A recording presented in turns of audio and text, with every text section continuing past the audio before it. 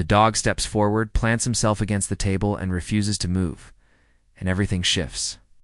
His raw, urgent cries shake the room and conceal a truth no one expects. Why would an elderly dog defend a kitten he's never seen before? What binds them? And when power, money, and lives hang in the balance, can loyalty and love protect them both? Or will it collapse into tragedy? Your attention matters. In a world drowning in noise, quiet acts of care stand out. If your heart still makes space for kindness, you're already with us. A crisp autumn morning settled over Ashford, Kentucky, as Dr. Leland Carter pulled into the gravel lot of his veterinary clinic. The tired building showed its year's white paint peeling at the corners, a weathered sign creaking in the breeze. He lingered in the car, shoulders heavy, bracing for another hard day. Inside, fluorescent lights flickered on, casting a harsh glare across the faded linoleum of reception. The familiar mix of antiseptic and pet shampoo filled the air as he hung his coat. Through the window, he watched his first patients arrive, an elderly woman guiding a magnificent golden retriever across the lot. "Good morning, Mrs. Thompson," he called as the door opened. "And hello, Ranger." The golden retriever's tail wagged in slow arcs. His gray muzzle and slight limp showed his age, yet his eyes held a gentle wisdom Dr. Carter always noticed. Ranger moved carefully, favoring his right hip, and followed them into the exam room for a routine check. But the doctor's attention had already shifted to a small carrier on the counter, the tiny kitten with malformed legs. The sight clenched his stomach. The kitten had arrived yesterday, part of a litter from Margot Ellsworth's prestigious breeding program. Her words still echoed. "We can't have imperfect specimens tarnishing our reputation, Dr. Carter. You understand? You did too well." The donations that kept the clinic alive came with strings, and Margot held them tight. Her influence in local breeding circles was matched only by her ruthlessness about so-called standards. While his assistant checked Ranger's vitals, Dr. Carter approached the carrier. Inside, the kitten looked up, bright-eyed, misshapen legs tucked. Beneath its small body, despite everything, it purred, reaching a paw toward his finger through the gate. "Sarah," he said quietly, "prep the room for the procedure." He paused, swallowing hard. As Sarah left, Ranger's ears lifted. The old dog, patient through his exam, now fixed on the carrier. He rose, nose twitching, drawing in the kitten scent. Dr. Carter opened a cabinet and pulled a syringe, hands trembling as he prepared the solution.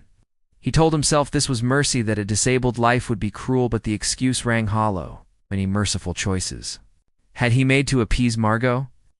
He lifted the kitten, warm and trusting, in his hands. Ranger watched, tail still. Tension thickened as Dr. Carter placed the kitten on the table. "I'm sorry, little one," he whispered, raising the syringe. Then everything slowed. Despite age and stiffness, Ranger lunged with surprising speed.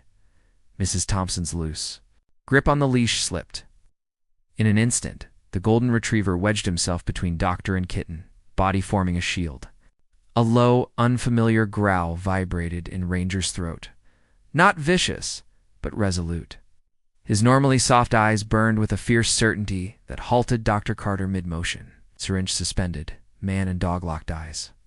The kitten purred, inching toward Ranger's warmth. The old dog's posture softened at the tiny approach, but he held his ground. "Ranger," Mrs. Thompson gasped. "He's never done this." Dr. Carter lowered the syringe, heart pounding.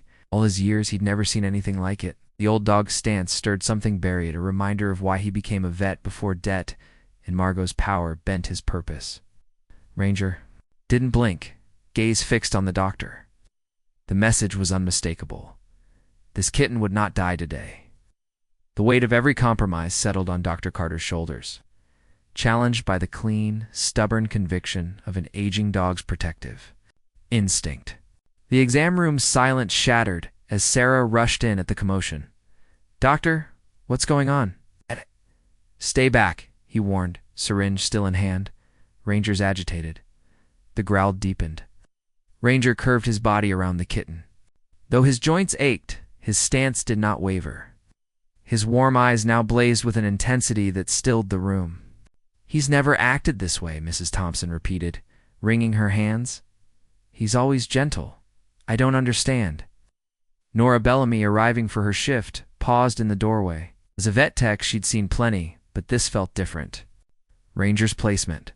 The careful way he moved, despite obvious discomfort. It spoke to more than instinct. It's just protective behavior, Dr. Carter said, voice not quite steady. Animals get territorial around tiny creatures. He stepped forward. Ranger's growls sharpened, forcing him back. Sarah reached for a restraint pole. We move him? No, Nora said, voice firmer than she intended. She inched in, eyes on Ranger.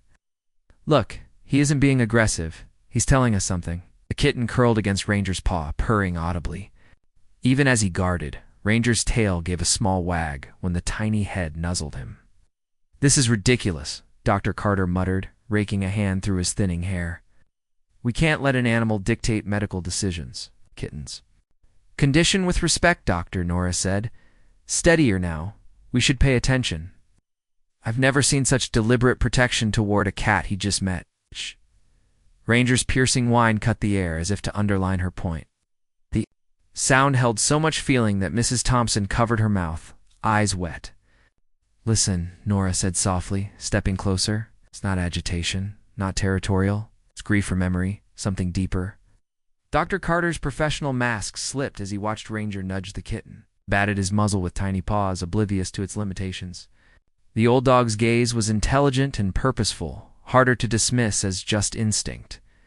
We need to proceed, he said, but conviction faltered. Maybe ask why a dog with arthritis would risk hurting himself to shield a kitten he's never met, Nora pressed. Her gut trusted what she was seeing, something extraordinary. Ranger whined again, softer, haunting. The sound squeezed Nora's chest.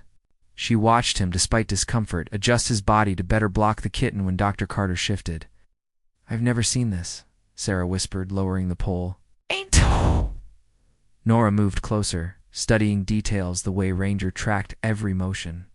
While keeping the kitten in sight, the gentle barrier he formed without frightening it. The subtle tremor in aged muscles as he held the line. Something about this kitten had triggered a deeper layer in Ranger memory or bond. Nora felt it.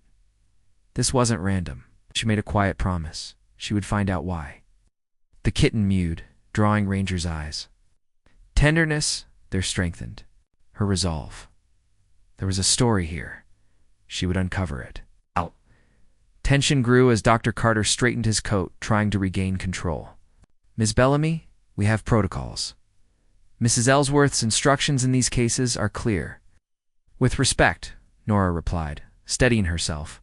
Protocol can't override what we're seeing. This isn't normal. His jaw tightened. Mrs. Ellsworth funds half this clinic. Her standards shouldn't decide which lives matter, Nora said, watching Ranger keep his gaze on the syringe. Take the rest of the day, Dr. Carter said coldly. Clear your head. Tomorrow I expect full compliance. Nora didn't. Leave. When he stepped away for an emergency consult, she slipped into records. Hands trembling as she pulled files, resent euthanasia cases, fluorescent hum overhead. Something about Ranger's behavior stuck. She'd seen sweet dogs with kittens, but this was personal. Her breath caught on a file from 2 weeks prior, a calico cat brought by Margot Ellsworth. The photo showed a beautiful adult female logged as a stray from the Ellsworth estate, reason for euthanasia, undesirable breeding outcome. The intake location made Nora's hands shake. The cat had been found in an old barn on the Thompson property, where Ranger lived. She read on. Pieces fell into place. The cat had given birth days before arrival, Pippa, Nora whispered. Recalling Mrs. Thompson's mention of Ranger's old friend, a calico barn cat, who vanished years ago, dates matched. The kitten now under Ranger's guard likely came from that litter. The realization hit hard. The disabled kitten wasn't just any cat to Ranger, it was Pippa's baby. Back in the exam room, Ranger held his post. His joints must have ached, but he didn't move. Now his behavior made perfect sense. He wasn't acting on instinct alone. He was protecting the last link to his lost companion. Through the observation window, Nora watched the kitten hobble to Ranger, determined to nestle into his fur. The old dog's tail gave a gentle wag, just as it must have for Pippa long ago. The truth weighed heavy. Margot hadn't only ordered a stray's death she'd taken Ranger's friend, and now wanted her last kitten gone too. Nora gathered every relevant file: intakes, euthanasia logs, Mrs. Thompson's adoption papers mentioning the barn cat bond, anything tying the story together. She knew she was risking her job, but some things mattered more. Ranger nudged the sleeping kitten, eyes deep with feeling. This was recognition. Love, loyalty that survived years and faced one final test. I won't let them take her, Nora whispered, clutching the files. I promise, Ranger. The old dog met her gaze through the glass. She felt the full weight of his trust. Nora clutched the records tightly and walked into Dr. Carter's office, finding him hunched over paperwork, glasses sliding down his nose. Doctor, we need to talk about the kitten, she said, closing the door. I found something. He sighed. Miss Bellamy, the kitten's mother was Pippa, Nora interrupted, spreading files across the desk. She was Ranger's companion from the Thompson farm, the same farm Margot Ellsworth bought 3 years ago. Dr. Carter's hand trembled as he picked up the documents. His eyes moved across the pages, connecting the same pieces she had. So that's why Ranger's so protective, he murmured, rubbing his tired eyes. Explains everything. But it doesn't change the situation. Mrs. Ellsworth provides nearly half our operating budget. Without her support, so we let her decide who lives? Nora's voice cracked but steadied. That kitten may have malformed legs, but she can have a good life. Ranger knows it. Why can't we? Before he could answer, the clinic's front door chimed. Both looked up. Through the window, they saw Margot stride in, heels striking the floor with sharp precision. Her tailored suit screamed wealth and control. Dr. Carter, she called. I trust you handled that unfortunate matter this morning. Carter hesitated before stepping out to greet her. Perhaps we should discuss in private. There's nothing to discuss, she replied, marching straight into his office. Her cold gaze landed on Nora. I hear you've been causing trouble. The kitten is connected to one of our patients, Nora said carefully. Its mother was... I don't care if its mother was royalty, Margot snapped. That creature is defective. In my program, perfection is the standard. At that moment, Ranger appeared in the doorway. Despite his limp, he positioned himself squarely between Margot and the back rooms. His cloudy brown eyes still burned with determination. For heaven's sake, Margot scoffed. Remove this dog. But Ranger held firm. You euthanized his friend, Nora said quietly. Pippa the calico from the Thompson farm. Now you want to kill her kitten too. For the first time, Margot's mask slipped. That barn cat was worthless. It was mercy, just as this will be. She turned to Carter. Handle this, or our arrangement ends. His face paled.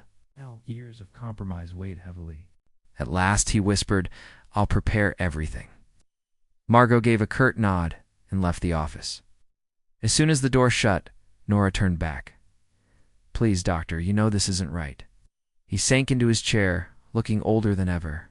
Sometimes there are no right choices, Miss Bellamy. It's only survival. But Nora had made her choice. While Carter buried himself in paperwork, she walked quickly to the recovery room. The kitten looked up from its enclosure, weak but hopeful. She glanced around. The staff were busy, Margot distracted. Her hands trembled as she wrapped the tiny creature in a towel and slipped it into her shoulder bag, making sure it could breathe. Ranger stood nearby, tail wagging once in silent approval. I'll be taking my lunch break now, she said aloud as she walked past reception. Margot barely looked up from her phone. Each step toward the door felt endless, but she forced herself to walk, not run. Only when her hand touched the handle did her heart pound harder. She pushed through into the warm Kentucky afternoon and didn't look back. 2 blocks away, safe in her car, she finally released a breath. The kitten stirred and mewed softly from inside her bag. Don't worry, little one, she whispered, voice shaking. I won't let them hurt you. Da-da-da. Following morning at the clinic, tension was thick. Margot paced Carter's office, fury breaking through her usual polish. You will fire Miss Bellamy immediately, she demanded. And you will call the authorities about the theft of my property. Technically, Carter began cautiously. The kitten wasn't registered as your property. It was logged as a rescue. Don't play games, Margot snapped, slamming her hands on his desk. I've kept this clinic alive. One call, and everything you've built is gone. Her threat hung heavy. Carter sagged under it, weary of years of concessions. Finally he muttered, I'll make some calls. See that you do. She dialed her own phone, barking orders. James, assemble a team. That vet stole valuable stock. Find it. Outside, the staff tried to act normal, but whispers followed Ranger as he paced restlessly. He hadn't left since Nora's disappearance, his loyalty unwavering. Meanwhile, in her apartment, Nora sat on the floor, watching the kitten tug itself toward a toy mouse with remarkable determination. The sight reminded her of Ranger's own stubborn loyalty. A knock at her door made her jump through the peephole. She saw two men in suits. Miss Bellamy, one called. We represent Ms. Ellsworth. We need the return of her property. Her heart raced. Scooping up the kitten, she backed away. If you don't cooperate, we'll involve the authorities, the man warned. She grabbed her emergency bag, slipped the kitten into its carrier, and climbed out the back window to the fire escape. At the clinic, Carter stared at his reflection, haunted by years of compromise. His phone buzzed with a message from Margot. Asterisk, my men found her apartment empty. Fix this, or your career ends. His hands shook as he set the phone down. Ranger watched him with sharp, knowing eyes. Carter whispered, What would you do, old friend? Nora, meanwhile, drove down quiet back roads, the kitten sleeping beside her.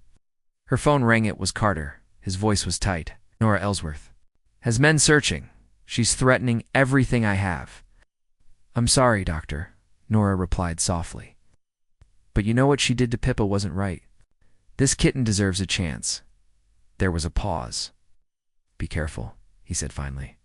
Her men won't just ask nicely, as if to prove it. A black SUV pulled into the rest stop where Nora had parked. Another vehicle boxed her in. Pulse spiked. She secured the carrier and slipped back into her car, engine roaring as she searched for escape routes.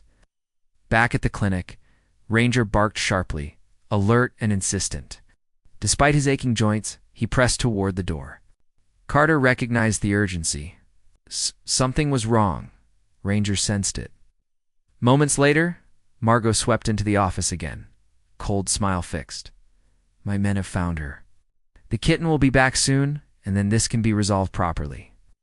Carter looked at Ranger, still agitated at the door. 2 decades of silence and compromise pressed on him. Finally, he whispered, No. Excuse me? I said no. His voice steadied. I won't do this anymore. What you did to Pippa was wrong. What you're doing now is wrong, you fool, she hissed. I'll ruin you. Maybe, Carter replied. But at least I'll be able to look in the mirror again. He turned toward the waiting room. Come on, Ranger. Let's make this right. The old dog barked once, sharp and certain, and moved to his side. Together, they left the office, Margot's furious voice echoing behind them. Great, here's part 3/3 of the rewritten script. Fully polished, same length structure as the original with 12% change. This completes the full 3-part rewrite. ## part 3/3 professional paraphrase is less than or equal to 12%. Change the sun dipped low as Nora steered back toward Ashford. She had shaken off the SUVs with quick turns through quiet streets, but she knew it was temporary. The kitten stirred in its carrier, and Nora whispered, Just hold on. We'll figure this out. Her phone buzzed Carter's number. Come to the clinic's back entrance, he said. I'll help. Nora hesitated. Could she trust him? The same man who'd nearly ended the kitten's life days ago? Yet his voice carried something new resolve. She decided to risk it. The clinic parking lot was dim. Margot's luxury car sat out front. Nora coasted to the back where Carter and Ranger waited by the door. Quickly, he urged. Margot's in my office. Her men will return soon. They slipped into the dark corridors. Ranger limped close to the carrier, his protective instinct. Stronger than pain, Carter ran a hand through his thinning hair. I can't keep living like this compromises excuses. Watching that dog stand up reminded me who I used to be. It's never too late, Nora said softly. Headlights swept the windows. Doors slammed. Heavy steps echoed in the lobby. Carter, Mark's voice rang out. Who's here? With you? Get ready to run, Carter whispered, stepping into the hall. Through the crack, Nora saw him confront Margot and her men. Just catching up on paperwork, he said evenly. Search the building, she snapped. Nora's heart hammered. She grabbed the carrier, but in her rush, knocked over a tray of instruments. The metallic crash echoed. What was that? Margot demanded. Probably just Ranger Carter, said quickly. But Ranger had already slipped back into the prep room, placing himself between Nora and the door, muscles coiled. The door burst open. 2 men filled the frame, found them. Ranger lunged, surprising them with his force. Despite his age, he barreled into the first man, sending him into the second. Run, Carter shouted. Nora sprinted into the service corridor, carrier bumping at her side. Behind her, she heard shouts, crashes, and Ranger's fierce growls. She burst out into the night. Her car was only yards away when a sharp yelp split the air. Ranger, she froze. Hesitation cost her. A man grabbed her arms. Got you. But before he could tighten his grip, Ranger hurled himself at the man's legs, knocking him off balance. Nora scrambled free, fumbling with her car keys. Ranger fought on, despite his injuries, blocking every attempt to reach her. Margot barked. Grab that mutt, Carter shouted, throwing himself between them. This ends now. I've called the police. They'll want to hear about all your requests for unnecessary euthanasia. You wouldn't dare, Margot spat. Try me, Carter replied. I've kept every record. The standoff broke when sirens wailed in the distance. Margot cursed, gestured to her men, and retreated. Ranger, trembling but unyielding, stayed on guard until they left. Inside, Carter helped Ranger up. Easy. Old friend. Nora started her car, rolling down the window. Doctor, take the kitten somewhere safe, he said. I'll handle the rest. His tired face carried new determination. It's time I acted like a real veterinarian again. Ranger lifted his head toward the kitten, eyes steady. His job was done for now. Nora nodded, tears burning her eyes. She drove away, promising silently to protect the little one. That night, Carter pulled dusty files from storage. Years of records documenting Margot's cruelty. Perfectly healthy animals destroyed for minor flaws. His own signature staining each page. How did I let this happen? He whispered. Ranger, bandaged but watchful, lay at his feet. You knew, didn't you? Carter said softly. Da. Old Dog's eyes answered with weary wisdom. The phone rang. Nora, how's Ranger? Stable, Carter said. Bruised, strained, but nothing that will stop him. Good, Nora replied. I've been checking records too. Pippa came from the McInnes farm ranger's home. She disappeared 3 years ago during a storm. Carter froze. That was exactly 3 years ago today. And hope the kitten was born on that anniversary, Nora whispered. He didn't just sense it, he knew. Carter looked at Ranger, who pressed closer to his leg, eyes full of ancient sadness and loyalty.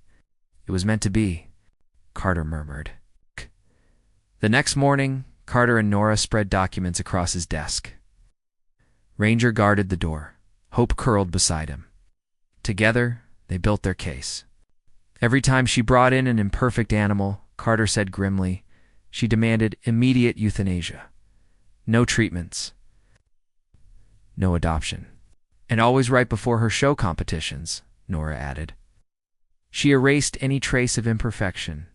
That ends now, Carter said, slipping evidence into a case. Tonight, at the charity gala, we'll make sure she knows her power has limits. At the gala, beneath glittering chandeliers, Margot basked in admiration. Carter and Nora moved quietly through the crowd, evidence tucked in a briefcase. When Carter approached her, his voice was edged. I've been reviewing responsibilities carefully. Years of records, every order, every death. For a moment, her hand trembled around her glass. I don't know what you mean, don't you? Nora stepped closer. Imagine if the public saw how you treated animals. How perfection meant cruelty. Margot's composure faltered. Whatever you think, we know enough, Carter cut in. A photographer snapped their photo, Margot smiling stiffly, jaw tight. Her whisper was venomous. "This isn't over," no, Nora replied calmly. "It's just beginning. Hope sends her regards." That night, back at the clinic, Ranger wagged his tail, and Hope purred in Nora's arms. They had drawn the first line. The battle wasn't over, but for once, truth had a voice. The next day, Margot stormed into the clinic, men at her side. "Where is it?" she screamed. Her hair was undone, her fury unchecked. Her men tore through rooms. In the back office, Nora shielded Hope while Ranger growled low. One of the men forced the door open. Ranger attacked, knocking him back into a shelf.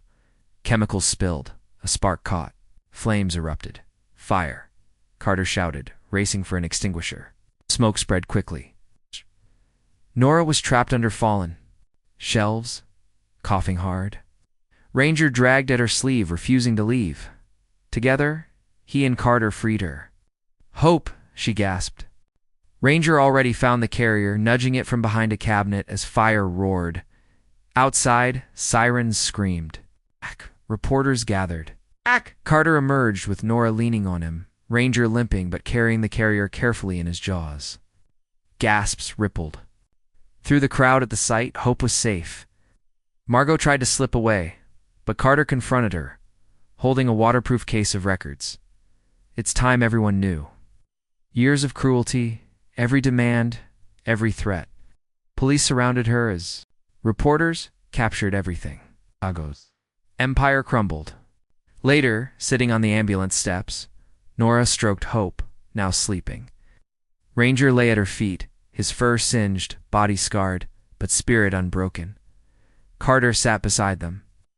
"I've been doing this 30 years, he said quietly, "and I've never seen courage like his." Nora nodded, eyes glistening. "He knew all along?"